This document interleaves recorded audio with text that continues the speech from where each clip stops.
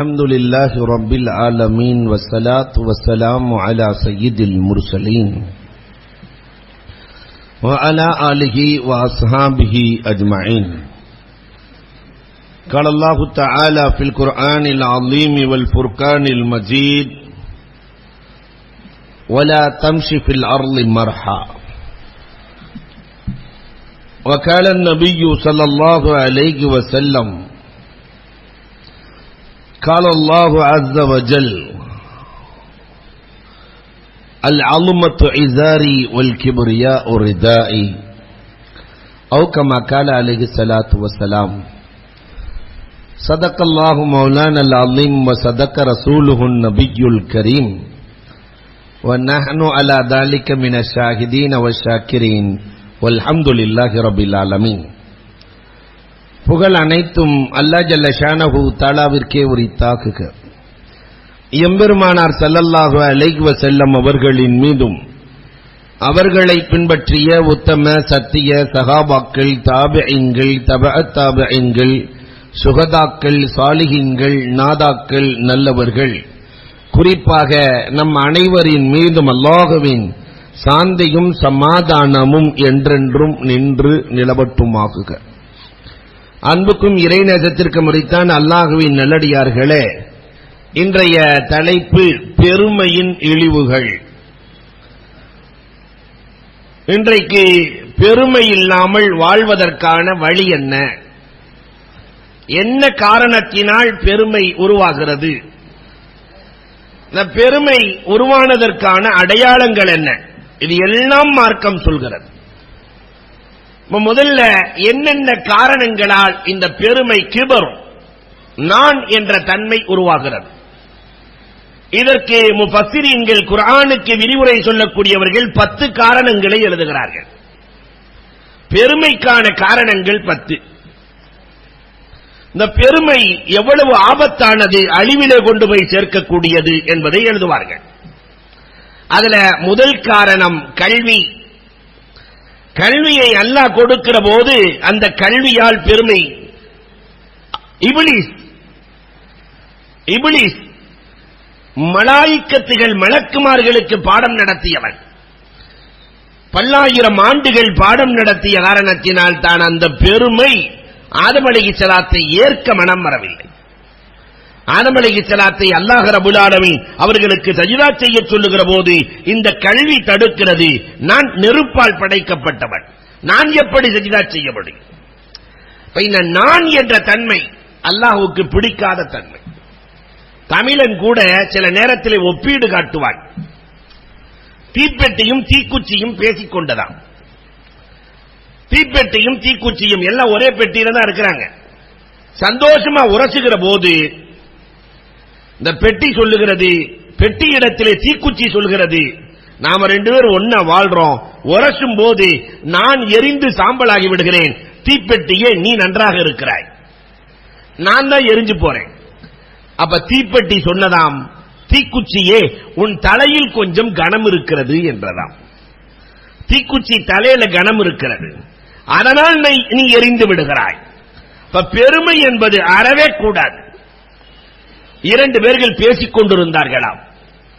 நான் 40 ஹஜ் செஞ்சிருக்கிறேன், அதனால நான் தான் முதல்ல சொர்க்கத்துக்கு போவேன் ஒருத்தர். இன்னொருத்தர் சொன்னாரு, இல்ல இல்ல நான் 4 கோடி ரூபாய் தர்மம் பண்ணி இருக்கிறேன், அதனால நான் தான் முதல்ல சொர்க்கத்துக்கு போவேன். 2 பேர் மாறி மாறி நான் தான் முதல்ல சொர்க்கம், நான் தான் முதல்ல சொர்க்கம். அந்த தெருவுல ஒரு ரவுடி போயிட்டு இருக்கிறார், ஆக மோசமான ஆளு. போகும்போதே சொல்லிட்டு போனார் 2 பேர்த்தையும் பார்த்துட்டு, நான் போனதுக்கு பின்னாடிதான் நீங்க எல்லாம் சொர்க்கத்துக்குன்னார். நீ சொர்க்கத்துக்கா? உனக்கு சொர்க்கம்னா எங்களுக்கு சொர்க்கமே வேணாம் ஐயா, உன்னைய சொர்க்கத்தில் வச்சு நாங்க என்ன செய்யறது? அப்ப அந்த ரவுடி சொன்னாரா, நான் என்று சொன்னது என்னை சொல்லவில்லை, நான் என்ற அகந்தை போனால் தான் சொர்க்கம் செல்ல முடியும். நான் 40 ஹஜ் இல்லையா, நான் 4 கோடி, இந்த அகந்தை போகிற போதுதான் சொர்க்கம் செல்ல முடியும் என்று சொல்லிவிட்டு சென்றார். இந்த நான் என்ற அகந்தை கல்வியால் ஏற்படுகிறது, இதை அழிக்க வேண்டும்.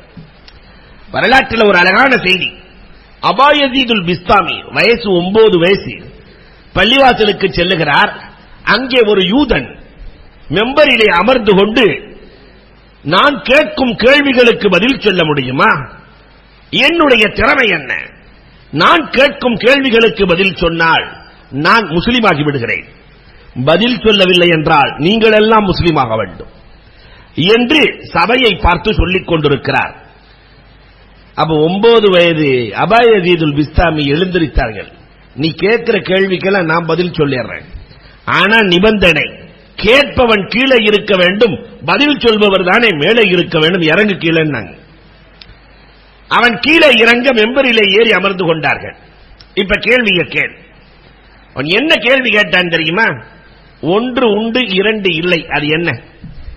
2 உண்டு 3 இல்லை, 3 உண்டு 4 இல்லை, 4 உண்டு 5 இல்லை, 5 உண்டு 6 இல்லை, 6 உண்டு 7 இல்லை, 7 உண்டு 8 இல்லை, 8 உண்டு 9 இல்லை, 9 உண்டு 10 இல்லை, இது என்ன? இப்படி கேள்வி கேட்ட உலகத்தில் எவன் பதில் சொல்றது? ஆனால் அபா யஸீதுல் பிஸ்தாமி அலட்டிக் கொள்ளவே இல்லை. ஒன்றே இறைவன் ஒருவன் தான், 2 இல்லை. இரவு பகல் 2 தான், 3வது ஒன்று இல்லை. இந்த உலகம் அழிகிற போது எல்லாம் அழிந்துவிடும், 3 அழியாது. அல்லாஹ்வினுடைய அரிசி அழியாது, குருசு அழியாது, அல்லாஹ்வினுடைய களம் அழியாது. வேதங்கள் 4, 5 இல்லை. அல்லாஹ் கடமையாக்கி இருக்கிற பரலுகள் 5, 6 இல்லை. இறைவன் இந்த உலகத்தை படைப்பதற்கு தேவையான நாட்கள் 6, 7 இல்லை. வானம் 7, 8 இல்லை. சொர்க்கம் 8, 9 இல்லை. சாலிஹ் அலைஹிஸ்ஸலாத்தின் ஒட்டகத்தை கொன்றவர்கள் குர்ஆன் பேசுகிறது 9, 10 இல்லை. 10 உண்டு. ஹஜ்ஜுக்கு சென்றவர்கள் குர்பானி கொடுக்க முடியவில்லை என்றால் 10 நோன்பு வைக்கணும். குர்பானிக்கு காசு இல்லை. அங்க 3 நோன்பு வைக்கணும். ஊருக்கு 7 நோன்பு வைக்கணும். அங்க 3, இங்க 7, 10 நோன்பு தானே தவிர 11 கிடையாது. யூதன் இஸ்லாத்தில் இணைகிறான். இந்த நான் என்ற அகந்தையை அழித்தார்கள் அபா யஸீத். அன்புக்குரியவர்களே, கல்வி இதனாலும் அகந்தை வரலாம் இல்லையா? கல்வியால் அகந்தை வரும். இந்த கல்வி இல்லாதவனை விட கல்வியாளனுக்கு கொஞ்சம் பெருமை கூட இல்லையா? இந்த கல்வியாளர்கள்லாம் சேர்ந்து போய் குறவன்ட்ட பேசினாங்களாம், எப்படியாவது பள்ளிக்கூடத்துக்கு வாங்க, கையெழுத்து போடவாது பழகிக்கங்க என்று குறவர்களை எல்லாம் கூப்பிட்டாங்களாம். அப்ப அந்த குற கூட்டத்தினுடைய தலைவர் சொன்னாராம், அந்த இனத்தினுடைய தலைவர் சொன்னாராம், நாங்கெல்லாம் கல்வி கூடத்துக்குலாம் வரமாட்டோம், படிக்க மாட்டோம், நாங்களே மைனாவை சுட்டு அந்த காக்காவை சுட்டு சாப்பிட்டு இருக்கிறோம். அப்ப வந்தவர் சொன்னாரா, இப்படியே இல்லாம கொஞ்சம் முன்னேற்றம் அடையிறதுக்கு தான் உங்களை கூப்பிட்டுருக்கோம், வாங்க பள்ளிக்கூடத்துக்கு. அப்ப அவர் சொன்னாரா, நீங்க என்ன படிச்சு முன்னேற்றம் ஆயிட்டீங்க? நாங்க குருவியை சுடுது, காக்காவை சுடுது, கோழியை சுடுது, நீங்க இந்திரா காந்தியை சுடுது, காந்தியை சுடுது, ராஜீவ் காந்தியை சுடுதுன்னாரா இல்லையா? அப்ப இந்த கல்வி எந்த கல்வி முன்னேற்றமான கல்வி, எங்கே பெருமை இல்லையோ அந்த கல்வி முன்னேற்றத்தை அடைகிற கல்வி. பெருமைக்கான 2வது காரணம் இபாதத். இபாதத்தால் பெருமை ஏற்படலாம். மார்க்கம் இதையும் வலுவாக கண்டிக்கிறது. இபாதத்தில் பெருமை வந்துச்சுன்னா அந்த இபாதத் அழிந்து போயிடும், அது பயனில்லாத இபாதத்தாக. ஒரு அழகான ஹதீஸ், மறுமை நாளை பற்றி பெருமானார் சொல்லுகிறார்கள். ஒருவர் வருவார், அல்லாஹ் ரப்பல் ஆலமீன் சொல்லுவான், என்னுடைய ரஹ்மத்தால் நீ சொர்க்கத்திற்கு செல், என்னுடைய அருளால் சொர்க்கம் செல். அவர் சொல்லுவாரா, ரப்பே அருளா, 200 வருஷம் இபாதத்தை செஞ்சனே, அது என்னாச்சு? 200 ஆண்டு கால இபாதத் என்ன ஆனது? அப்ப அவர் சொல்லுவாரு, அல்லாஹ் 200 வருஷம் இபாதத்துக்கு தானே கூலி சொர்க்கம். அல்லாஹ் மலக்குகளை அழைப்பான், இந்த சொர்க்கத்துக்கு போற வழியில் இருக்கிற நரகம் அதோட சேர்த்து அவரை கூட்டிட்டு போங்க. அந்த வழியா நரகத்தின் வழியாக செல்லுவார். நரகத்தினுடைய ஜுவாலை, கடுமையான தண்ணீர் தாகம், தண்ணீர் தண்ணீர் தண்ணீர் என்று அலறுவார். அந்த வழியை இன்னொரு மலக்கு ஒரு ஜக்கில தண்ணி வச்சுட்டு போவாரு. அந்த மலக்கிடத்திலே கேட்பார், இந்த தண்ணீர் எனக்கு வேண்டுமே, தாகமாக இருக்கிறதே. அந்த மலக்கு கேட்பாரு, 200 வருஷத்து அமலை தர்றியா, தண்ணி தர்றேன், 200 வருஷத்து அமலை கொடு, உனக்கு தண்ணீர் தருகிறேன், வேறு வழியே இல்லை, தாகம், 200 வருடத்து அமலை தருகிறேன், தண்ணீரை கொடு, வாங்கி குடிக்கிறார். இப்ப அல்லாஹ் கேட்பான், எதை வச்சுப்பா நீ சொர்க்கத்திற்கு செல்லுவாய்? என் அருள் இல்லை என்றால் யாரும் செல்ல முடியாது. இபாதத்தை கொண்டு பெருமை கிடையாது. பெருமை என்பது அன்புக்குரியவர்களே இபாதத்தை கொண்டு வரவே கூடாது. பர்சீஸ் இஸ்லாமிய வரலாறுகள்ல இப்படி ஒரு வரலாறு, பனு இஸ்ரவேலர்கள்ல 200 ஆண்டு காலம் 300 ஆண்டு காலம் இபாதத்திலேயே தன்னுடைய வாழ்க்கையை கழித்தவர் பர்சீஸ். நம்ம நோம்புக்கு 30 நாள் வர்றதுக்கு அவ்வளவு கஷ்டப்பட்டு வர்றோம் இல்லையா? ஆனா பர்சீஸ் அப்படி அல்ல, 300 வருஷம் தொடர்ந்து இபாதத். இவருக்கு ஒரு ஆச்சரியம் காத்திருக்கிறது. ஆனால் இந்த பர்சீஸ் மனதிலே நினைக்கிறார், நம்மளை விட பெரிய ஆளு இபாதத் செஞ்ச ஆளு 300 வருஷம் இந்த உலகத்திலேயே யாரும் இல்லை மனசுல நினைக்கிறார். இப்ப சைத்தான் வந்து நிக்கிறான்.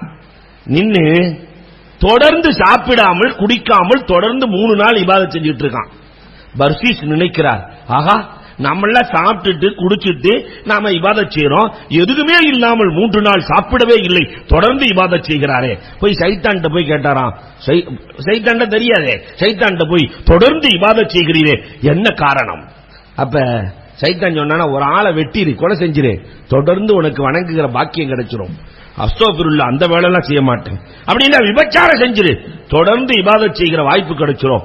அஸ்தோபிருல்லா அதெல்லாம் செய்ய மாட்டேன் அப்படின்னா இந்த பெண்ணு மது இருக்கிறாள், அவள் இடத்திலே மதுவை வாங்கி குடி, தொடர்ந்து இபாதத் செய்யலாம். மது சின்ன பிரச்சனை தானே, அதனால வாங்கி குடிச்சாரு. மதுவை வாங்கி குடிச்சோட போதையில அந்த பெண்ணையே கற்பழிக்கிறார். புருஷன் வந்து கொண்டிருக்கிறான். இதை பார்த்த புருஷன் வேகமாக வர புருஷனை கொலை செஞ்சான். எல்லாம் சேர்ந்து நடந்து போனது. இந்த பெருமையால், இந்த பர்சீஸின் பெருமையால் நான் 300 ஆண்டு காலம் வணங்குகிறேன், என்ன விட வேறு யார் இல்லை என்ற இந்த பெருமை அவரை சிறுமையில் தள்ளியது. அல்லாஹ் ரப்பல் ஆலமீனுக்கு எல்லாம் பிடிக்கும், ஆனால் இந்த பெருமை மட்டும் பிடிக்காது. 3வது பெருமைக்கான காரணம் என்ன தெரியுமா? அல்லாஹு அக்பர். அன்பிற்குரியவர்களே, நசப் குலப்பெருமை அன்னையில இருந்து இன்னைக்கு வரைக்கும் இருக்கு. குலப்பெருமை இது ரப்புக்கு பிடிக்காது. அபூஜஹில் பெருமானார் ஸல்லல்லாஹு அலைஹி வஸல்லத்தை அழைக்கிறான், முஹம்மதே எனக்கு ஒரு ஆச்சரியம் நீ நடத்தினால் நான் ஈமான் கொள்ளுகிறேன், ஆனால் ஆச்சரியத்தை நான் காண வேண்டும். பரவாயில்லை வா, என்ன ஆச்சரியம்? உலகத்தில் சந்திரனை 2ஆ பிளந்தால் யாராவது இருக்காங்களா? பெருமானார் ஸல்லல்லாஹு அலைஹி வஸல்லத்தை அபூஜஹில் அழைத்து, இதோ தெரிகிறது பௌர்ணமி நிலவு, அதை 2ஆக பிளந்தால் நான் ஈமான் கொள்கிறேன். அவ்வளவுதானே, வா. அபு குபைஸ் மலைக்கு அழைத்து செல்கிறார்கள். சந்திரன் இருக்கிறது. பெருமானார் ஸல்லல்லாஹு அலைஹி வஸல்லம் தன்னுடைய விரலால் சந்திரனை 2ஆக பிளக்கிறார்கள். அபு குபைஸ் மலையினுடைய வலது பக்கம் ஒரு துண்டு, இடது பக்கம் ஒரு துண்டு, 2 துண்டாக நிற்கிறது. இப்பொழுது ஈமான் கொண்டானா? இந்த குலப்பெருமை கோத்திர பெருமை. ஆஹா, முகம்மது பெரிய சூனியக்காரர். அபூ சுஃபியான் அழைத்து கேட்கிறார், சொன்னபடி நடக்க வேண்டுமே, ஏன் நடக்கவில்லை? அவரின் குலம் என்ன, என் குலம் என்ன? அவரை விட குலத்தால் உயர்ந்தவன், அதனால ஈமான் கொள்ளல முடியாது என்றார். பெருமானார் ஸல்லல்லாஹு அலைஹி வஸல்லம் கொண்டு வந்த அந்த வேதம் உண்மையா பொய்யா அபூஜஹிலிடத்தில் கேட்கிற போது, முகம்மது என்றைக்கு பொய் சொல்லி இருக்கிறார், முகம்மது என்றைக்கு பொய் சொல்லி இருக்கிறார், உண்மை. ஆனால் என்னுடைய குலம் என்னை தடுக்கிறது இல்லையா? பெருமானார உலகத்தில் பொய் சொல்லி பார்த்தாலே இல்லையே. தீகா தலைவர் கூட, பெரியார் கூட, கடவுள் இருக்கிறான். நான் ஏன் சொல்லுகிறேன் தெரியுமா? முகம்மது பொய் சொன்னதில்லை, அவர் சொல்லுகிறார், அதனால் சொல்லுகிறேன் என்று சொல்லிவிட்டு செல்லுகிறார் என்றால் அது அன்புக்குரியவர்களை எண்ணி பார்க்க வேண்டும். இந்த குலத்தால் ஏற்படுகிற பெருமை. இந்த மதுரைக்கு அந்த பக்கம்லாம் 2 மாட்டு வண்டி 1 மாட்டு வண்டி அப்படின்னு சொல்லி ஒரு கூட்டம் இருக்கு. அவங்க 2 மாட்டு வணிகம், இவங்க 1 மாட்டு வணிகம். ஒப்பந்தம் நடக்குது. கல்யாண வீட்டுல 2 மாட்டு வணிகம், 1 மாட்டு வணிகத்தில் நிச்சயதார்த்தம் பண்ண போறாங்க. கல்யாணத்துக்கு நிச்சயதார்த்தம். அங்க வந்தாரே ஒரு கிழவரு, அவங்க 2 மாட்டு வணிகம், நீங்க 1 மாட்டு வணிகம், உங்க குலத்துக்கு ஒத்து வருமா? கெடுத்து விட்டான். அதுல உட்கார்ந்து இருந்த ஒருத்தர் சொன்னாரு, ஏன் என்ன பிரச்சனை? அந்த மாட்டுல ஒண்ணு நீ வாங்கிக்க, அல்லது மாட்டுல ஒண்ணு நீ வித்துரு, பிரச்சனை முடிஞ்சிருச்சு.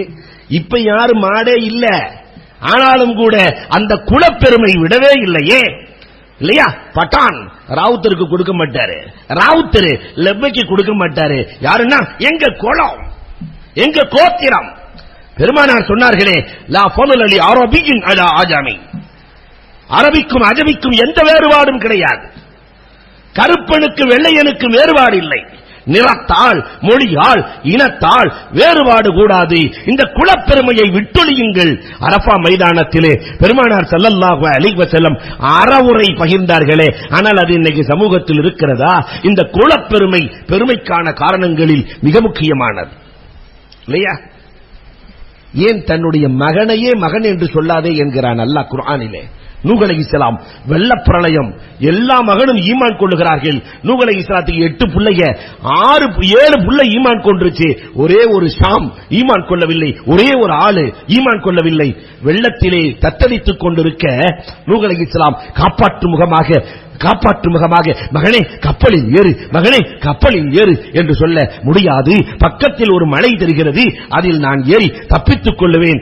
அல்லாஹ்ட்ட கேட்கிறாங்க, யா அல்லாஹ் இன்னஹு மின் அஹ்லி, இவ என் குடும்பத்தை சார்ந்தவர், என் குடும்பம், என் பிள்ளை. அல்லாஹ் சொல்லிட்டான், லைஸ மின் அஹ்லிக், அவரை என் பிள்ளைன்னு சொல்லாத, இந்த குலப்பெருமை கொள்ளாத. ஈமான் கொண்டவர்களுக்கு மட்டும் தான் நீ உரிமையானவர். அல்லாஹ் ரப்பல் ஆலமீன் சொல்லி காட்டுகிறான், அல் குர்ஆன் பேசுகிறது. குலப்பெருமை என்பது அறவே கிடையாது. ஒரு வரலாறு புகாரியில வரும், ரொம்ப அழகான வரலாறு. அபூ தர்தா ரலியல்லாஹு தஆலா, செக்க செவந்த மேனிக்கு சொந்தக்காரர். அபூ தர்தா நடந்து வந்தா ரோட்ல எல்லோரும் அவர்களின் அழகை பார்த்து ரசிப்பார்களாம்.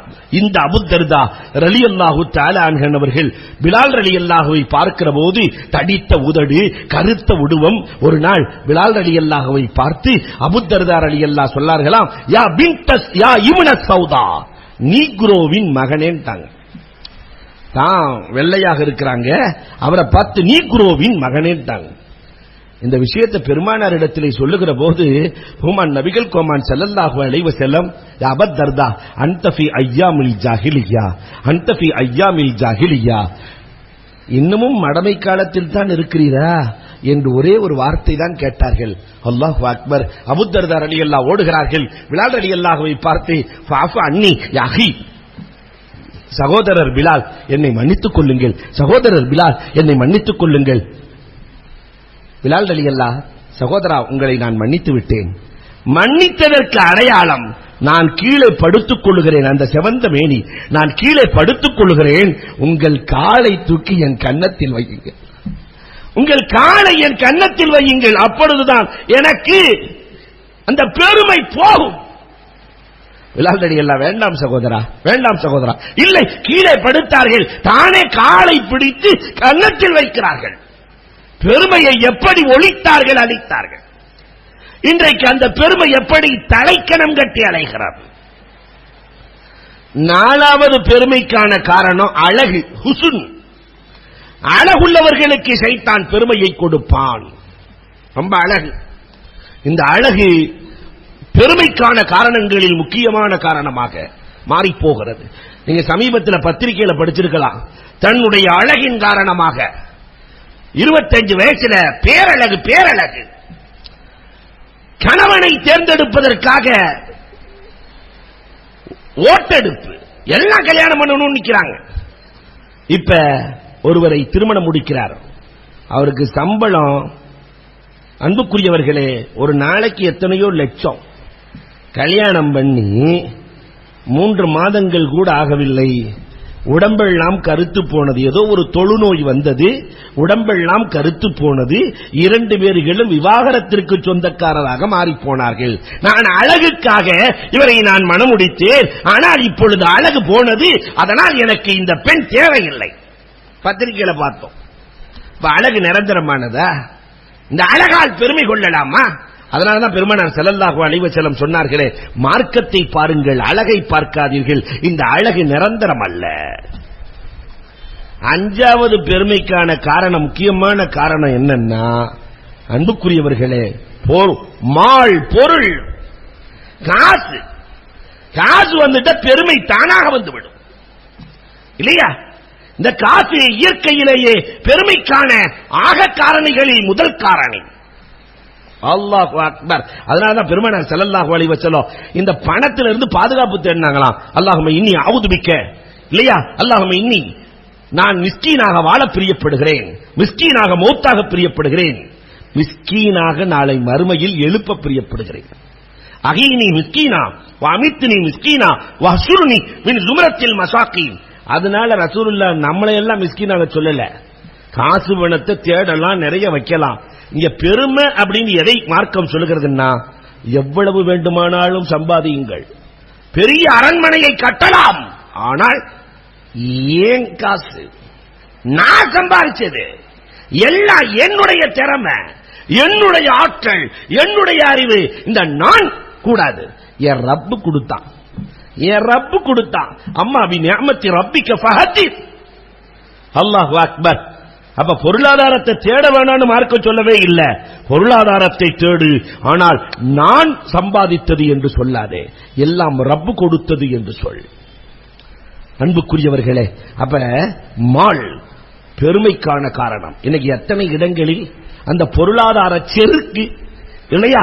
அதனால் இந்த சமூகத்தில் ஏற்பட்ட விளைவுகள் பர்த்டே என்று சொல்லி தன்னுடைய பொருளாதாரத்தை காட்டும் முகமாக இந்த பம்பாயில் நடந்த ஒரு நிகழ்வை, அது எல்லா இடத்திலையும் நடக்குது. உதாரணத்துக்கு அவர் எழுதிய வரலாற்றை நான் எழுதுகிறேன். பம்பாயில பர்த்டே நடக்கிறது. இரவு நேரத்திலே சொந்தங்கள் எல்லா பணக்காரர்களும் அழைக்கப்படுகிறார்கள். தான் பிள்ளைக்கு பர்த்டே என்று எல்லோரும் அழைக்கப்படுகிறார்கள். அந்த பிள்ளை ஆட்டோ டிரைவரையும் அழைத்திருந்தது. ஆட்டோ டிரைவர் யூனிஃபார்ம்ல வீட்டுக்குள்ள போன உடனே அங்க இருக்கிற தாயும் தகப்பனும் விரட்டிய விராட்டால், நீ எதற்கு இங்கே வந்தாய்? பணக்காரர்கள் இருக்கிற இடத்தில் உனக்கு என்ன வேலை? அவன் கண்களில் கண்ணீர். அந்த புள்ள பார்த்துருச்சு வேகமா. ஏண்டா, பிள்ளைகளுக்குத்தான் இயற்கையிலேயே இல்லையா கபடம் தெரியாது. நேரா வேகமா போய் அங்கிள் வாங்க, தான் புள்ள இழுத்ததுக்கு பிறகு வேற என்ன செய்ய முடியும், அழைத்து வருகிறார்கள். எல்லோரும் மிச்சம் வைத்த சமோசாவையும் மிச்சம் இருந்த லட்டையும் கொண்டு வந்து கொடுக்க, அந்த இயற்கையில் ஏழைகளுக்கு இறைவன் அன்பை ரொம்ப வைத்திருப்பான். ஏழைகளுக்கு இருக்கிற அன்பை போன்ற உலகத்தில் யாருக்கும் இல்லை இல்லையா? அந்த ரிக்ஷாக்காரர் தான் சாப்பிடாம முதல்ல எடுத்து அந்த பிள்ளைக்கு ஊட்டினாராம். மிச்சம் வச்சது உன் மகளுக்கே போச்சா? மிச்சம் வச்ச சமோசா உன் மகளுக்கே போச்சா? அன்புக்குரியவர்களே, அந்த பிள்ளை அந்த ரிக்ஷாக்காரிடத்திலே, அந்த ஆட்டோக்காரிடத்திலே அவ்வளவு ஆனந்தமாக பெறுகிறது. இந்த செருக்கு ஏழைகள் வரக்கூடாது. தமிழ்நாட்டில் ஒரு வரலாறு எழுதியிருந்தாங்க, எனக்கு ரொம்ப பிடித்தமான வரலாறு. முதலாளி வீட்டில் கல்யாணம், முதலாளி மகளுக்கு திருமணம். இப்ப வேலை செய்யற தொழிலாளி, அவர்கிட்ட வேலை செய்யற தொழிலாளி மனைவியை அழைத்துக் கொண்டு சென்று ஒரு கடையில போய், அவருக்கு சம்பளமே 8000 ரூபாய், 6000 ரூபாய், 5000 ரூபாயில ஒரு பட்டுச்சேலை வேண்டும் என்று வேகமாக தேடுகிறார். 5000 6000 பட்டுச்சேலை தாம் முதலாளி மகளுக்கு திருமணம் என்று. அதே முதலாளி அதே கடையில தன்னுடைய மனைவியையும் அழைத்துக் கொண்டு, நம்ம தொழிலாளி நம்மள்ட்ட வேலை செய்யறவன் இருக்கிறான், அவனுக்கு கல்யாணத்துக்கு சேலை எடுக்கணும் அப்படின்னு 400 ரூபாய்க்கு தேடிட்டு இருக்கிறார். 400க்கு தேடிக்கொண்டிருக்கிறார். இவனும் 5000 6000க்கு தேடிக்கொண்டிருக்கிறார் இல்லையா? ஏழைகளுக்கு இயற்கையில் ரப்பு அன்பை அதிகம் வைத்திருக்கிறார்.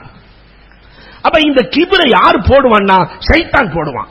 பொருளாதாரம் வருகிற போது இந்த கிபிரு வர வர அன்புக்குரியவர்களை அதை அடிப்பவர்களுக்கு அல்லாஹ் ரப்பல் ஆலமீன் மேலும் உயர்வை கொடுத்து விடுகிறார். அதனாலதான் எதுக்குடா இந்த வம்புன்னு அடிவலி அல்லாஹு தஆலா பொருளாதாரம் வந்துச்சுன்னாவே குர்ரி கைரி, நீ ஏன்ட்ட வராத, நம்மள ஆள விட்டு யார்கிட்டயோ ஓடிக்க. இந்த பொருளாதாரம் வந்து நான் செருக்கிலே மாட்டி சிக்கிக்கொள்ள விரும்பவில்லை, குர்ரி கைரி, நம்மள விட்டு என்று அல்லாஹ்விடத்திலே துஆ செய்தார்களாம். இன்னொரு பக்கம் வெட்டிங் டே கொண்டாட்டங்கள். இந்த பொருளாதாரத்தால் எத்தனை விளைவுகள், எத்தனை செருக்குகள். இதனாலும் அன்புக்குரியவர்களே பெருமை ஏற்படும். ஆறாவது வலிமை. வலிமையால் பெருமையை ஏற்படும் இல்லையா? நான் ஃபுட்பால் பிளேயர், வலிமையான ஆள்.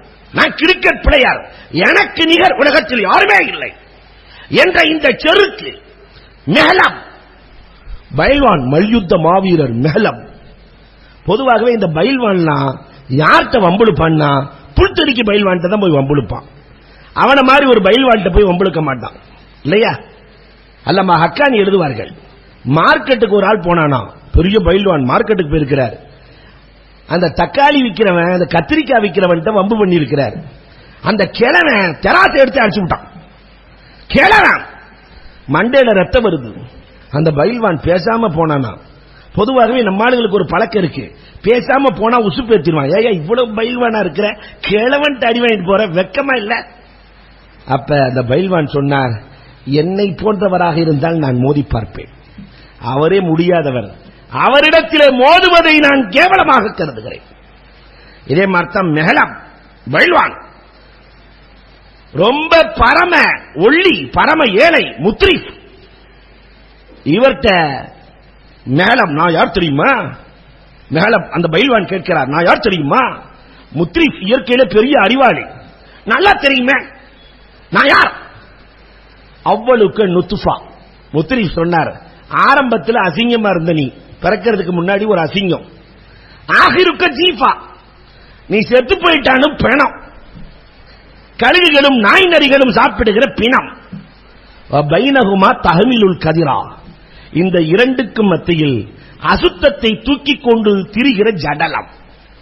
இந்த இரண்டுக்கு மத்தியில் நீ அசுத்தத்தை தூக்கிக் கொண்டு தெரிகிற சடலம். உனக்கு என்ன பெருமை இருக்கிறது? பெருமை எல்லாம் சராசரி மனிதர்கள். இந்த பெருமையை விட்டுவிடு மெஹலப் என்று முத்ரிஃப் தாபீன் சொன்ன வரலாறுகள் இருக்கிறது. அப்ப சக்தியால் பெருமை. ஏழாவது தஅல்லுகாத், பெருமைக்கான காரணங்களில் ஒன்று அன்புக்குரியவர்களே தஅல்லுக். நான் எம்பியோட ஆளு, நான் எம்எல்ஏவோட ஆளு, எனக்கு அவரை தெரியும். போலீஸ்காரன் முடிச்சுட்டா பேசாம ஒண்ணு தன்னுடைய குறையை ஏத்துக்கிறது இல்ல, ஒரு போலீஸ்ட கூட தான் குறையை ஏத்துக்கிறது இல்ல, அவன்கிட்ட போய் எனக்கு எம்பியை தெரியும், எனக்கு எம்எல்ஏவை தெரியும், எனக்கு அதை தெரியும். இந்த பெருமை அறவே கூடாது. உமரே ஃபாரூக் ரலியல்லாஹுவினுடைய காலத்துல இப்படி ஒரு பிரச்சனை வருகிறது. அம்ர் இப்னுல் ஆஸ் ரலியல்லாஹு தஆலாவினுடைய மகன் ஒரு ஜூஸ் ராணுவ அதிகாரியை அடித்து விடுகிறார். அம்ர் இப்னுல் ஆஸினுடைய மகன் ராணுவ அதிகாரியை. இந்த பிரச்சனை உமர் ரலியல்லாஹுவுக்கு வருகிறது. அம்ர் இப்னுல் ஆஸினுடைய மகனை அழைக்கிறார்கள். ஏப்பா அடிச்சு அவரை? நான் அம்ர் இப்னுல் ஆஸ் கவர்னரின் மகன். கவர்னரை கூட்டிட்டு வந்துட்டாங்க உமர் ரலியல்லாஹு. கவர்னரின் மகன், கவர்னரை கூட்டுவா. அம்ர் இப்னுல் ஆஸ் ரலியல்லாஹுவும் வர அந்த ராணுவ வீரரை பார்த்து, அவர் எப்படி அடிச்சாரோ அப்படி அடி, அவங்க அத்தாவையும் சேர்த்து அடினாங்க, அவங்க அத்தாவையும் சேர்த்து அடி. ராணுவ வீரர் மகனை அடித்தார். நான் தகப்பனை மன்னிக்கிறேன் என்றார். உமர் ரலியல்லாஹு தஆலா, எதனால் இந்த பெருமை? அம்ர், அல்லாஹு அக்பர். அம்ர் இப்னுல் ஆஸ் ரலியல்லாஹு கண்ணீரோடு எழுதுகிற வரலாறுகளில் ஒன்று இல்லையா? இந்த ஹதீஸ்களை எழுதுற ஆற்றல், ஹதீஸை மனப்பாடம் பண்ற ஆற்றல் அபூ ஹுரைரா ரலியல்லாஹுவுக்கு, ஹதீஸ்களை எழுதி வைக்கிற ஆற்றல் அம்ர் இப்னுல் ஆஸ் ரலியல்லாஹுவுக்கு.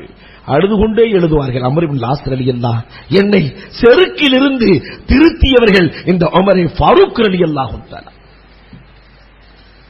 எட்டாவது பெருமைக்கான காரணங்களில் முக்கியமான காரணம் கஸ்ரத்துத் துல்லாப் கஸ்ரத்துல் ஹுத்தாப். எனக்கு பணியாட்கள் நிறைய பேர் இருக்கிறார்கள், அதனால பெருமை. ஒரு வாதியாரா இருக்கிறவர் என்கிட்ட 10,000 பேர் படிச்சிருக்கிறான், அதனால பெருமை. இந்த பெருமையும் கூடாது. ஆக உயர்ந்த இடத்தில் இருக்கிற போது நமக்கெல்லாம் வாழ்ந்து மறைந்த அப்துல் கலாமின் வரலாறு இந்த சமூகம் படித்திருக்க வேண்டிய வரலாறு இல்லையா? தனக்கு கீழே எத்தனை பேர்கள் இருக்கிறார்கள், ஆனா மேடை அலங்காரம், மேடையினுடைய கண்ணியம். ஒருத்தர் பேசுறதா இருந்தா அவரை கூப்பிட்டு விட்டு பேசி பழக்கம் இல்ல, தான் இறங்கி போய் அவரிடத்தில் உட்கார்ந்து பேசுகிற பண்பு. எதையும் சாதிக்க முடியும், எதையும் சாதிக்க முடியும். ஆனால் அதை, அந்த பெருமையை காட்டாமல் உலகத்தில் வாழ்ந்த ஜனாதிபதி ஒருவர் இருக்கிறார் என்றார். இந்த காலத்தில் நம்மை விட்டு மறைந்திருக்கிற அப்துல் கலாம் இந்த சமூகம் மறந்துவிடக் கூடாது. அல்லாஹு அக்பர். இந்த பெருமை இல்லாமல் பேசுவது, அவர் இயற்கையிலேயே கிளாஸுக்கு போவாரா இல்லையா? அப்படி கிளாஸுக்கு போகும்போது ஒரு அழகான ஸ்டோரி ஒன்றை எழுதியிருந்தார்கள். எதனால் ஐஸ்வர்யா ராயை உலகத்தினுடைய உலக அழகியாக இந்த உலகம் தேர்ந்தெடுத்தது? ஒரு கேள்வி. எல்லாரும் பதில் சொல்றாங்க, எல்லா பெண்கள் எல்லாரும் அந்த பெண்ணினுடைய கண்ணழகு, இடையழகு, உடை அழகு வரிசையா போடுறாங்க. நோ நோ, எல்லாம் இல்ல இல்ல, அதுல ஒரு பொண்ணு எந்திரிச்சு சொல்லுச்சு, அந்த போட்டியில நான் கலக்கல, அதனால பரிசு வந்துருச்சுன்னு. அந்த போட்டியில நான் கலக்கல. இந்த பெண்ணினுடைய இந்த சாதுரியமான துணிச்சலான பதிலை, யதார்த்தமான பதிலை ஏற்றுக்கொண்டு அந்த பெண்மணியோடு அமர்ந்து பேசுகிறார். அன்புக்குரியவர்களே, இப்படி ஒரு தலைவர் யார் கற்றுக் கொடுத்தது? இஸ்லாம் கற்றுக் கொடுத்தது. நம்மோடு வாழ்ந்தவர். ஆனா அவர் வரலாறு இன்னைக்கு சமுதாயத்தில் தெரியாது. தாலுகாத்தால் தனக்கு தொண்டர்கள் நிறைய பேர் இருக்கிறார்கள் என்ற செருக்கு வந்ததே இல்லை.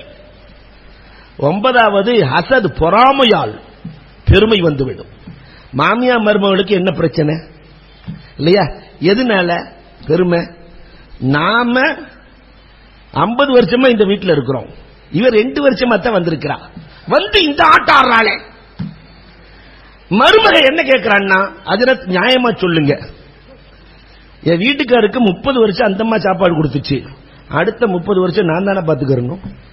அப்ப இந்த அம்மாவே திருப்பி ஏன் உள்ள நுழையுது இல்லையா? மருமக கேட்கறது நியாயமா தான் தெரியுது. 30 வருஷம் அம்மா கொடுத்துச்சு, அம்மா ரிட்டையர்ட் ஆனா தானே நான் கொடுக்கணும்ல.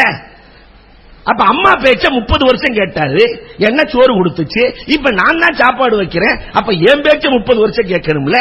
நியாயமான தீர்ப்பு வேண்டுமே இல்லையா? அப்ப மாமியாருக்கும் மருமகளுக்கும் ஏற்படுகிற பிரச்சனை எதனால்? ஹசத், பொறாமை இல்லையா? மாமியா மருமக பிரச்சனைய தமிழன் அழகா எழுதுவான், ரொம்ப அழகா எழுதுவான். அல்லாஹு அக்பர். ஒரு இடத்துல மாமியா மௌத்தா போச்சு, கேணியில விழுந்து மாமியா மௌத்தா போச்சு. அல்லாஹு அக்பர். அப்ப எல்லா மருமகளும் வந்துருச்சு. இவ அழுதுட்டு உட்கார்ந்துருக்கிறா மருமகளை, மாமி கேணியில விழுந்து மௌத்தா போயிட்டாங்க, மாமி கேணியில விழுந்து மௌத்தா போயிட்டாங்க. வந்த மருமகள்லாம் கேட்டுச்சான், எங்க வீட்லயும் மாமியும் இருக்குது, கேணியும் இருக்குது, எங்க வீட்டுல மாமியும் இருக்கு, அவளுக்கு எல்லாம் சாகல ஏண்டி வருத்தத்தோடு கேட்கிறா இந்த மருமகள்லாம். அப்ப இவ அழுதுகிட்டே சொன்னாலா, தானாவா விழுவாக, கூட மாட நாம தான் ஒத்துழைப்பு செய்யணும். இவளே தள்ளி விட்டு அழுதுருக்கிறா இல்லையா? அப்ப வீட்டுக்குள்ளே சண்டைகள், இந்த கிபுர், இந்த நான் என்பதை அழிக்க வேண்டும். ஆக கிபுருக்கு பெரிய கிபுர் எது தெரியுமா? பதவி மோகத்தால் ஏற்படுகிற பெருமை. பதவி மோகத்தால் எந்த அளவுக்கு பெருமை? இப்லீஸே ஃபிரௌன்ட்ட போய் சொன்னானா, டேய் அப்பா, உன்னை நான் தானே வழி எடுத்தேன். ஆமா, ஆனா நான் கூட அல்லாஹ்வை பார்த்து நான் அல்லாஹ்னு சொன்னது இல்லடா, நீ சொல்லிட்டடா. ஆனா ரப்புக்கும் இல்ல, நான் தான் பெரிய ரப்பு என்று நான் வாழ்க்கையில சொன்னது இல்லடா. குர்ஆன் பேசுகிறது. ஆனா நீ சொல்லிட்ட பரவாயில்லை. பதவியின் மீது நீ கொண்ட மோகம். நம்ரூத் நான் இலாஹ் என்றான். நான் இலாஹ். இந்த பெருமையும் செருக்கும் அவனை என்ன நிலைக்கு கொண்டு போய் சேர்த்தது? இன்னைக்கு நிறைய பேர் பெருமையின் உச்சத்தில் இருக்கிறார்கள் இல்லையா? அரங்கேறப்பட போகிறார்கள். அல்லாஹ்வே துணை நிற்பான் இஸ்லாமிய சமூகத்திற்கு. இந்த பெருமை அறவே கூடாது மார்க்கத்தில். பெருமைக்கான அடையாளம் என்ன? நமக்கு பெருமை உள்ள நுழையுதுன்னா எப்படி கண்டுபிடிக்கிறது? இதையும் அல்லாஹு அக்பர் முஃபஸ்ஸிரீன்கள் யஹ்யாவுல ரொம்ப தெளிவா எழுதுறாரு. ஒருத்தருக்கு பெருமை வந்துருச்சுன்னு கண்டுபிடிக்கிறதுக்கு அடையாளம் என்ன? முதல் அடையாளம் என்ன தெரியுமா? யரா நஃப்ஸஹு கைரா வ யஹ்தகிரு கைரா. தன்னை மட்டும் நல்லவனா நினைப்பான், மத்த எல்லாத்தையும் கேவலமா பார்ப்பான். அப்படி பார்த்துட்டாண்டாவே இவனுக்கு சாஹிபு ஏறிட்டாருன்னு அர்த்தம் இல்லையா? இந்த பெருமை உள்ளே நுழைகிறதுன்னு அர்த்தம். நம்ம வீடுகளில் சாதாரணமா பார்க்கலாம், நம்ம புள்ள எதையாவது ஒரு பொருளை உடைச்சிருச்சுன்னு சொன்னா அது அப்பப்ப ஏதாவது உடைக்கும் அப்படின்னு, பக்கத்து வீட்டுக்காரன் வந்து உடைச்சுட்டான்னா எந்த நேரத்தில் பெத்தானோ தெரியல, எந்த நேரத்தில் இந்த புள்ள பிறஞ்சோ தெரியல, எதை தொட்டாலும் உடைக்கிறான். விளங்கிறதுக்கா? அப்ப இங்க பாய் ஏறிட்டாருன்னு அர்த்தம். கிபிர் ஏறுகிறது. வயசுக்கு வந்த புள்ள நம்ம வீட்டுல ஏதாவது பேசுனா என் புள்ள எப்பயுமே வெடுக்குன்னு துடுக்குன்னு பேசும். பக்கத்து வீட்டுக்கார பொண்ணு கலகலன்னு பேசுன்னு சொன்னா இவ்வளவு பஜாரியா இருக்கா, இவளை கட்டிக்கிட்டு என்ன பாடு பட போறானோ தெரியல. அப்ப இங்க பெருமை ஏறுகிறது என்ற அர்த்தம். இரண்டாவது அடையாளம் என்ன தெரியுமா? ஐயக்கூம் லஹு யுஅல்லிமுஹு. தனக்கு மற்றவர்கள் எழுந்திருக்க வேண்டும் என்று ஆசைப்படுவார், தன்னை மற்றவர்கள் சங்கைப்படுத்தப்பட வேண்டும் என்று ஆசைப்படுவார். பெருமானார் ஒரு காலத்திலும் இதை செய்யவில்லை. தன் தோழர்கள் தனக்காக எழுந்து நிற்க வேண்டும் என்று ரசூல் உலகத்திலே விரும்பவே இல்லை. இப்ப பெருமை வருதுன்னா இது இரண்டாவது அடையாளம். மூன்றாவதாக தனக்கென்று ஒரு இடத்தை தேடுவார். யுஹிப்பு அஷ்ரஃபல் அமாக்கின். நான் தலைவராத்தான் இருப்பேன், நான் செயலராத்தான் இருப்பேன், நான் இப்படித்தான் இருப்பேன், நான் இங்கதான் உட்காருவேன். அப்ப இங்க ஏதோ வரப்போகிறது என்ற அர்த்தம். நாலாவதாக எழுதுகிறார்கள், அன்புக்குரியவர்களே, அவருக்கு எந்தலிரு ஹிதுமத்தல் கைர், மற்றவர்கள் பணி செய்ய வேண்டும் என்று ஆசைப்படுவார். அதாவது மற்றவர்களுக்கு தோதுவாக இவர் நடக்க மாட்டார், இவருக்கு தோதுவாகவே மற்றவர் நடக்க வேண்டும் என்று விரும்புவார். தனக்கு தோதுவா எல்லாம் நடக்கும், இவர் யாருக்கு தோதுவா போக மாட்டார். அப்படின்னா இங்க கிபுர் வரப்போகிறது என்ற அர்த்தம். கண்மணி ரசூலுல்லாஹி ஸல்லல்லாஹு அலைஹி வஸல்லம் அவர்களே தனக்கு தோதுவாக நடக்கவில்லையே, தன் தோழர்களுக்கு தோதுவாகத்தான் நடந்தார்கள். தன் தோழர்களுக்கு தோதுவா. அனஸ் ரலியல்லாஹு 10 வருஷம் ஹித்மத் பண்ண அனஸ் ஒரு நாள் கூட அனஸ் ரலியல்லாஹு திட்டினதில்ல. ஒரு தடவை அனஸ் இந்த வேலையை செஞ்சிருன்னு சொல்ல அனஸ் ரலியல்லாஹு அதெல்லாம் முடியாது நாயகனே, அதெல்லாம் முடியாது நாயகனே. நமக்கு இருந்த எவ்வளவு கோபம் வரும்.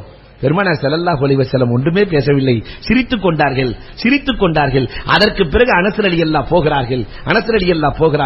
பெருமானார் ஸல்லல்லாஹு அலைஹி வஸல்லம் பின்னால் சென்று அனஸ் ரலியல்லாஹுவுக்கு பின்னால் சென்று கண்ணை பொத்தி கண்மணி நாயகம் அனஸோடு விளையாடுகிறார்கள். அனஸ் ரலியல்லாஹுவுக்கு தோதுவாக இறங்கி போனார்கள் பெருமானார் ஸல்லல்லாஹு அலைஹி வஸல்லம். இல்லையா, தனக்கு தோதுவா தான் சொல்றதை கேட்டே ஆகணும். இல்லன்னா 10 நாள் பேசுறது இல்ல, 40 நாள். சில புருஷன் பொண்டாட்டி பேசுறதே இல்ல. தென்காசியில ஒரு இடத்துல ஒருத்தர் சொன்னார், அஜர்த்தி என் பொண்டாட்டி என்கிட்ட பேசி 25 வருஷம் ஆகுதுன்றாரு. நஊது பில்லாஹ், 25 வருஷம் பேசாம என்னங்க செய்வீங்க? புள்ளைகிட்ட சொல்ல வேண்டியது சோறு வைக்கிண்டா வைக்க வேண்டியது. புள்ள அம்மாட்ட சொல்லுவா, அம்மா அத்தா சோறு கேட்டாரு. இல்லையா, மைக்கு போயிருச்சுன்னு சொன்னாக்கா முக்கபீரு சௌத்து தக்பீர் சொல்லுவாங்கல்ல, அதே மாதிரி பையனை முக்கபீரு சௌத்தா வச்சிட வேண்டியது. இல்லையா, இன்னும் நம்ம சமுதாயத்தில் நடக்கிறது. அல்லாஹு அக்பர். 5வது என்ன அடையாளம் தெரியுமா? பெருமை வருதுங்கிறதுக்கு அடையாளம் லா யஜ்லிசு மஅல் ஃபுகரா, ஏழைகளோடு அவர் அமர மாட்டார், அமருவதை பிரியப்பட மாட்டார். பந்தியில போய் உட்காரும் போது ஒரு ஏழை வந்து உட்கார்ந்தா ஒரு மாதிரியா நினைப்பார், என்னடா இவன் நம்ம பக்கத்துல வந்து உட்கார்ந்துட்டானே அப்படின்னு நினைச்சா இவருக்குள் பெருமை வரப்போகிறது என்று பொருள். அவனும் மனிதன் தானே, நம்மை போன்றவன் தானே. சந்தோஷமாக அமர வைத்து மகிழ்கிற போது அல்லாஹு அக்பர், பணிவு இவரிடத்தில் குடிகொண்டிருக்கிறது, இவரை அல்லாஹ் பிரியப்படுகிறான் என்று பொருள். 6வது அடையாளம் சொல்றாங்க, லா யஅகுலு மஅல் காதிம், தன் பணியாளோடு வேலையாளோடு சாப்பிட மாட்டார். இன்னைக்கு நிறைய இடங்கள்ல கடைகள்ல கூட தனக்குன்னு ஒரு சாப்பாடு, தன்னை வேலை செய்யற ஆளுக்குன்னு ஒரு சாப்பாடு. அவர்கள் என்ன மிருகங்களா? மார்க்கம் அதை விரும்பவில்லை. பெருமையின் அடையாளம் உள்ளே நுழைகிறது என்கிறார்கள் இமாம் கஸ்ஸாலி. பெருமானார் எப்படி இருந்தார்கள் தெரியுமா? தன்னிடத்திலே பணி செய்கிற பிலால் ரலியல்லாஹு சாப்பிடும் போது அந்த சாப்பாட்டிலிருந்து எடுத்து சாப்பிடுவாங்களாம். பிலால் ரலியல்லாஹுவின் உணவிலிருந்து, ஷுஐப் ரூமியின் உணவிலிருந்து, சல்மானே பார்சியின் உணவிலிருந்து அவர் சாப்பிடுகிற போது எடுத்து உண்பார்கள் கண்மணி நாயகம். அல்லாஹு அக்பர். 7வது அடையாளம் எழுதுறாங்க, அன்புக்குரியவர்களே, யுசாஹிப், அவர் தோழர்கள் எப்படி இருப்பார்கள் தெரியுமா? து மன்சாப், பதவி மோகம் உள்ளவரோடு, பெரிய பணக்காரரோடு, புகழுக்குரியவரோடு தான் சேர்ந்திருப்பார். அவர் மற்றவரோடு சேர விரும்ப மாட்டார். இதெல்லாம் பெருமை வருதுன்னு அர்த்தம். 8வது ஒரு அடையாளம் எழுதுனாங்க, லா யக்பலு தாவத்தல் ஃபகீர், ஏழைகளினுடைய விருந்தழைப்பை ஏற்க மாட்டார். ஏழைகள் சாப்பாட்டு கூப்பிட்டா போக மாட்டார். ஜாபிர் ரலியல்லாஹு ரொம்ப ஏழை வந்து பெருமானார்ட்ட சொல்றாங்க, நாயகமே, பெருமானார்ட்ட சொல்றாங்க, நாயகமே எங்க வீட்டுக்கெல்லாம் நீங்க சாப்பிட வருவீங்களா? அல்லாஹு அக்பர்.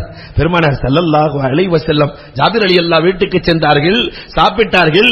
ஜாபிர் ரலியல்லாஹுக்கு ஊட்டினார்களாம். என்னை ஏழையாகவே பார் ஜாபிர், நான் என்ன பணக்காரனா? ஜாபிர் ரலியல்லாஹு இடத்திலே பேசுகிறார்கள் இல்லையா? அப்ப ஏழைகளோடு சாப்பிடுகிற வழக்கம் கொண்டவர்கள். 9வது லா யக்பலு நஸீஹா, உபதேசம்லாம் சொன்னா ஏத்துக்க மாட்டார். பெருமையின் அடையாளங்கள் தெரியாது. என்ன உபதேசம் செய்தாலும், என்ன நல்லுரை செய்தாலும் காதுக்குள் செல்லாது, அதற்கு பதில் கொடுக்கிற பண்பாடு கொண்டவராகவே இருப்பார். 10வது ஒரு அடையாளம் சொல்றாங்க, அல்லாஹ் யஅத்தரிஃப இன் ஹதஅ, அவர் தவறு செஞ்சா கூட அந்த தவறை ஏத்துக்க மாட்டார். அப்படி நழுவிடுவார், வலுவன மீன்ல நழுவன மாதிரி. ஏதாவது தவறு செஞ்சிட்டா கூட அதெல்லாம் அப்படின்ட்டு போயிருவார். மத்தவன் தவறு செய்யறது பெருசா தெரியும், அவர் தவறு செஞ்சுட்டு அப்படி நைசா நழுவிடுவார். இது பெருமையின் அடையாளம். 11வது அடையாளம் சொன்னாங்க, யுஹிப் அய்யுஹ்மத், எப்பொழுதும் அவர் புகழப்பட வேண்டும் என்று ஆசைப்படுவார். அவரை யாராவது புகழ்ந்துகிட்டே இருந்தாக்கா அல்ஹம்துலில்லாஹ் போட்டுக்கிட்டே இருப்பார். புகழப்பட வேண்டும் என்று ஆசைப்படுவார். 12வது எழுதுறாங்க, அல்லாஹு அக்பர், அல்லாஹ் யஷ்குர மன் அஹ்ஸன இலை, தனக்கு உபகாரம் செய்தவருக்கு நன்றி செலுத்த மாட்டார். தனக்கு யாராவது உபகாரம் செஞ்சாக்கா அதுக்கு நன்றி சொல்ல மாட்டார். இது இவருக்கு பெருமை வருகிறது என்பதற்கான அடையாளம். 13வதாக யத்அனு அபதன் அல் கிபார், எப்பொழுதும் பெரியவர்களை குறை சொல்லிக் கொண்டே இருப்பார். எங்க அப்பா வாழ்ந்தான் ஒரு பிரயோஜனம் இல்ல, எங்க தாத்தா வாழ்ந்தார் ஒரு பிரயோஜனம் இல்ல. 50 வருஷத்துக்கு முன்னாடி இங்க கொடி கட்டி பறந்தாங்க, ஆனா ஒரு ஆள் எல்லாம் திண்டே மூச்சுட்டானுங்க, ஒரு பிரயோஜனம் இல்ல. 4 வீட்டை போட்டிருக்கலாம், அதை செஞ்சிருக்கலாம், நானே கஷ்டப்படுறேன். பெரியவர்களை திட்டிக் கொண்டே இருப்பார்கள். 14வது அடையாளம், அல்லாஹு அக்பர், இஸ்லாஹ் வந்தால் ஐயர்ஃபுல், பிரச்சனைகள் வருகிற போது இணக்கம் செய்ய போனால் தட்டி விடுவார்கள்.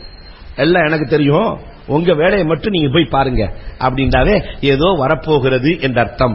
நிறைவாக இமாம் கஸ்ஸாலி எழுதுகிறார்கள், அன்புக்குரியவர்களே, வத்தகுல்லாஹ், அல்லாஹுவை பயந்துகொள் என்று அவரிடத்திலே சொன்னால், அல்லாஹுவை பயந்துகொள் என்று சொன்னால் எல்லாம் எனக்கு தெரியும், உன் வேலையை பாருன்னு சொல்லிடுவார். மார்க்கத்தை கொண்டு சென்றால், மார்க்கத்தை பற்றி சொன்னால் எல்லாம் தெரியும், உங்க வேலையை மட்டும் நீங்க பாருங்க என்று எவர் சொல்லுகிறாரோ அவரிடத்தில் பெருமை உள்ளே நுழைகிறது என்று பொருள். இந்த 10 காரணங்களால் பெருமை ஏற்படும், 15 காரணங்கள் பெருமைக்கான அடையாளங்கள். இதை விட்டுவிட்டு பணிவோடு நடந்தால் அல்லாஹு அக்பர். பெருமானார் சொன்னார்கள், மன் தவாதஅ ரஃபஅஹுல்லாஹ், பணிந்தவனுக்கு உயர்வு உண்டு, யார் பெருமை அடிக்கிறானோ அவனுக்கு இழிவுண்டு தாழ்வுண்டு என்றார்கள். பெருமையிலிருந்து அல்லாஹ் பாதுகாத்து நாம் பணிவோடு இருந்து உயர்ந்த சொர்க்கத்தை அடைகிற நல்ல வாக்கியத்தை ரப்புல் ஆலமீன் நம் அனைவருக்கும் நசீபாக்கி தருவான்.